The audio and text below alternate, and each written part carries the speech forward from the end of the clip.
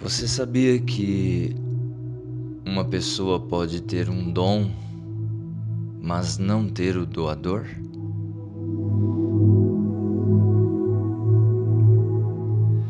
Você sabia que os dons são dados sem arrependimento? Só há um dom que é dado mediante o arrependimento? Bom dia com Jesus, preciosos. O apóstolo Paulo, aos Romanos, capítulo 11, versículo 29, ele diz: porque os dons e a vocação de Deus são sem arrependimento. Em 1 Coríntios, capítulo 12, verso 1, ele diz: acerca dos dons espirituais, não quero, irmãos, que sejais ignorantes. E no versículo 4, ele diz: ora, há diversidade de dons, mas o Espírito é o mesmo. No versículo 31 ele diz: portanto, procurai com zelo os melhores dons, e eu vos mostrarei um caminho mais excelente. Caminho esse que Paulo estava se referindo era o doador. Muitas pessoas, irmãos, têm dons maravilhosos. Isso é indiscutível, porque é visível os dons, você vê os dons nas pessoas. Tem pessoas que têm dons maravilhosos de cantar,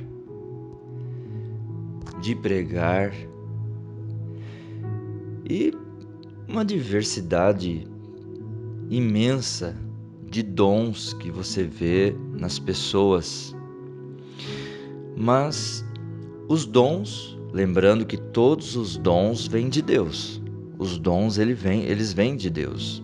O apóstolo Santiago diz no capítulo 1, versículo 17, que toda boa dádiva e todo dom perfeito vem do alto, descendo do Pai das luzes.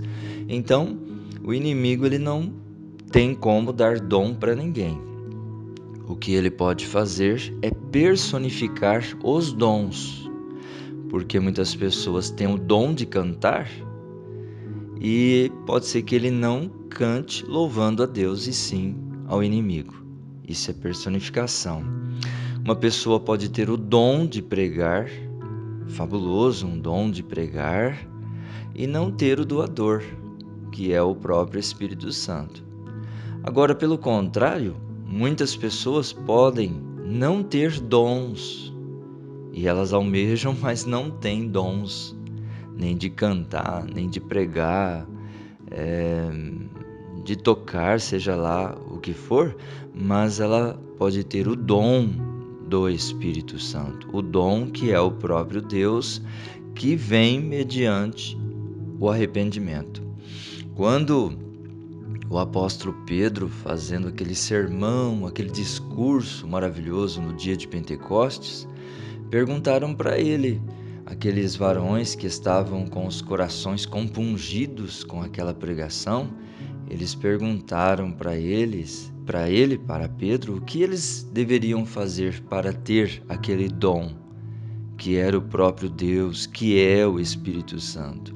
O apóstolo Pedro diz: arrependei-vos e cada um de vós seja batizado em nome de Jesus Cristo para perdão dos pecados e recebereis o dom do Espírito Santo.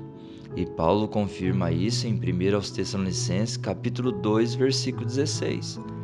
Então, o dom do Espírito Santo, que é o próprio doador, ele vem mediante arrependimentos.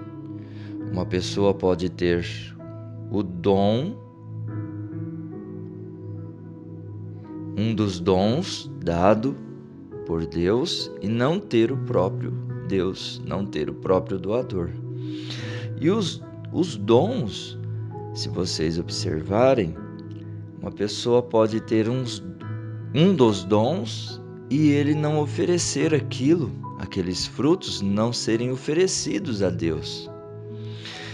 Agora, todo dom, todo aquele que tem o dom, aquele dom produz frutos e aqueles frutos só é oferecidos a Deus.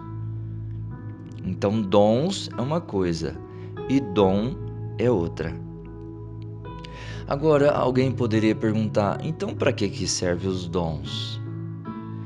O apóstolo Paulo diz em Romanos capítulo 14, no verso 12, ele diz assim: assim também vós, como desejais dons espirituais, procurai abundar neles, para edificação da igreja.